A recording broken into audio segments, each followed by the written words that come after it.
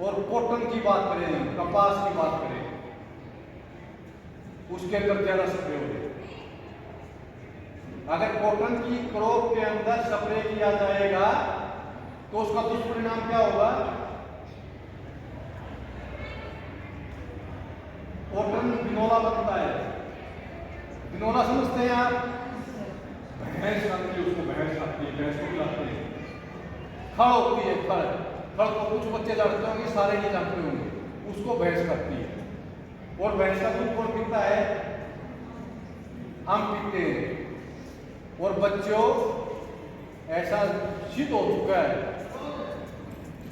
कि घी के अंदर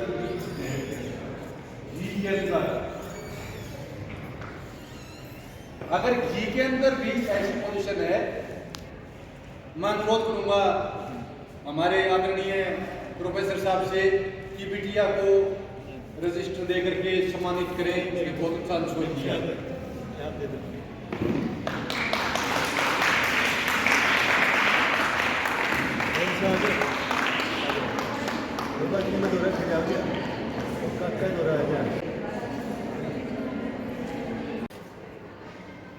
मैं खुद भी और मेरे कर्मचारी भी पूरा नरवाना सब डिवीजन के स्कूल हम फसल अवशेष प्रबंधन को लेकर के कवर कर चुके हैं। ITI को हम कवर कर चुके हैं। और जयपाल आर्य जी प्रोफेसर साहब का नाम मैंने काफी समय से सुन रखा है। तो कॉलेज मैंने आज पहला आपका, वैसे गवर्नमेंट कॉलेज एक ही है, काफी दिन से इनसे मिलने की भी मेरी इच्छा थी और यहाँ पर प्रोग्राम करने की भी इच्छा थी। ये फसल अवशेष प्रबंधन को लेकर के, पोल्यूशन को लेकर के इनके पास ज्ञान का भंडार है, वो आपसे शेयर ही करते भी रहते हैं। तो आज मैंने कांटेक्ट किया और आपसे भी फसल अवशेष प्रबंधन के बारे में बातचीत करने के लिए यहाँ पर आया। और फसल अवशेष प्रबंधन करने में जैसा मैंने बताया, हमने सारे स्कूल, गांव सारे कवर कर चुके हैं हमारे अधिकारी कर्मचारी। बट आपके पेरेंट्स जो खेती बाड़ी करते हैं वो आपकी कमजोर नस है। आप उनसे कहेंगे कि पापा जी, मम्मी जी, ताऊ जी, काका जी, दादाजी, दादी जी, हमने खेतों में जो हमारे फसल अवशेष हैं उनमें आग नहीं लगानी है। अगर आग लगाएंगे तो क्या होगा? भूमि के अंदर जो पोषक तत्व हैं, जो सूक्ष्म जीव हैं, वो मर जाएंगे। फसल के अंदर दो तरह के कीड़े मकोड़े होते हैं बच्चों। कौन से होते हैं, कोई बताएगा आप में से? फसल के अंदर दो तरह के कीड़े मकोड़े होते हैं। मैं उम्मीद करता हूँ आप तो खेती करते हैं या आपके पेरेंट्स जो खेती करते हैं तो आपको जानकारी होगी या आपको कहीं ना कहीं पढ़ा भी होगा। फसल के अंदर दो तरह के कीड़े मकोड़े होते हैं, कोई बताएगा? पता है आपको, बट मैंने कहा था आपने एजुकेशन नहीं करना, बट आप एजुकेट कर रहे हैं। आपको पता है मैंने दो तरह का है, दो तरह के कीड़े मकोड़े फसल के अंदर आते हैं। और प्रोफेसर साहब ने मेरे को 2 मिनट में कई बात बता रही हो। कुदरत, नेचर, प्रकृति, इसके साथ जितना खिलवाड़ होगा उतना ही हमारा नुकसान होगा। कुदरत के साथ खिलवाड़ नहीं करना है, प्रकृति के साथ खिलवाड़ नहीं करना है। जो इस धरती पे आया है, जो इस धरती पे जन्मा है, चाहे कीड़े मकोड़े हैं, चाहे जीव जंतु हैं, चाहे इंसान के रूप में हम हैं, हर कोई जीने के लिए आता है ना, जीना चाहता है ना? बताओ बेटे, जीना चाहते हो कि नहीं चाहते? अरे जीना चाहते हो नहीं चाहते? तो जो कीड़े मकोड़े भी धरती के ऊपर आए हैं, फसल के अंदर आए हैं, वो भी जीना चाहते हैं, अपना लाइफ साइकिल पूरा करना चाहते हैं। परंतु किसान जानकारी के अभाव में जब भी फसल के अंदर कीड़े मकोड़े आते हैं, वो दुकानदार के पास जाता है, डीलर के पास जाता है, उसको कहता है पहला दूसरा स्प्रे दे दो, और वो स्प्रे दे देता है। उसको भी जानकारी नहीं है कौन सा स्प्रे किस टाइम पर करना है। तो किसान वो स्प्रे आकर के अपने खेत में कर देता है। तो दो तरह आपको बता रहा हूँ, एक फसल को लाभ पहुंचाने वाले कीड़े मकोड़े और दूसरे फसल को नुकसान पहुंचाने वाले कीड़े मकोड़े। यस, आपकी बात आप समझिए मेरी बात। तो जब संरक्षण एवं संवर्धन के लिए फसल अवशेषों का प्रबंधन करने के लिए अपने माँ बाप एवं किसान बंधुओं को जागृत करेंगे।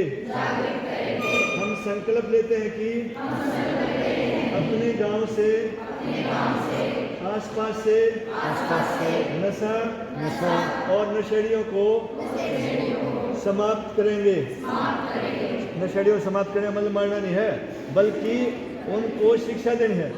उनकी शारीरिक मानसिक स्थिति को सुधारने के लिए डॉक्टरों की मदद से उनका परिवार और जीवन भी बचाना है और नशा मुक्त भारत बनाना है और चरित्र का अनुपालन करते हुए अपने जीवन को स्वर्णिम बनाना है।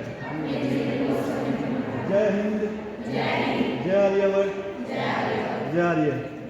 ओम नमः शिवाय। धन्यवाद। कौन आए थे, क्या शिक्षा दी? सर, मेरा नाम अंजू है। मैं केएम कॉलेज की छात्रा हूँ। हमारे कॉलेज में आज कृषि से संबंधित अधिकारी आए थे, जिन्होंने बताया कि आजकल जैसे पर्यावरण चल रहा है, बहुत प्रदूषित हो रहा है पर्यावरण। उन्होंने बताया कि आजकल पराली जला रहे हैं, इसके कारण लोग बीमार हो रहे हैं, उनके स्वास्थ्य पर बुरा असर पड़ रहा है।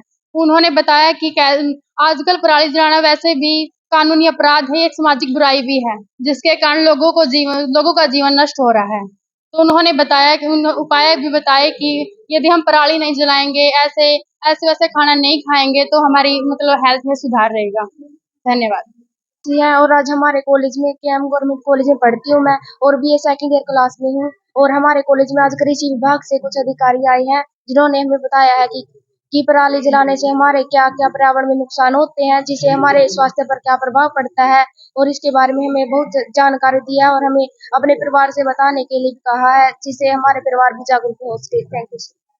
हमारे महाविद्यालय में कृषि प्रबंधन अधिकारी ने आकर के छात्र एवं छात्राओं को प्राकृतिक खेती के लिए प्रेरित करते हुए कहा कि हम उत्तम आहार से श्रेष्ठ व्यवहार करके समाज का उद्धार करते हुए राष्ट्र की उन्नति में अद्वितीय और अविस्मरणीय योगदान दे सकते हैं और प्रकृति को भी पवित्र बना करके जियो और जीने के सिद्धांत के अनुसार सर्वजनता सर्वजन सुखाय को चरितार्थ कर सकते हैं। धन्यवाद। केएम कॉलेज में आए। मैं सबसे पहले तो देखो आपका धन्यवाद करना चाहूंगा। चाहे हम फील्ड में जाएं, चाहे दूसरी जगह जाएं, चाहे आईटीआई में जाएं, आप हमारे साथ साथ चलते हो। और ये जो बुराई कहेंगे, जो स्ट्रा बर्निंग के आग लगा देते हैं किसान, उसके बारे में आप भी उतना ही सहयोग हमारे वो कर रहे हैं। आज जैसा आप देख रहे हैं, हमने कोई भी स्कूल छोड़ा नहीं है। अब हम चाह रहे थे बड़े बच्चों को भी और आईटीआई स्कूल कॉलेज को भी हम कवर करें।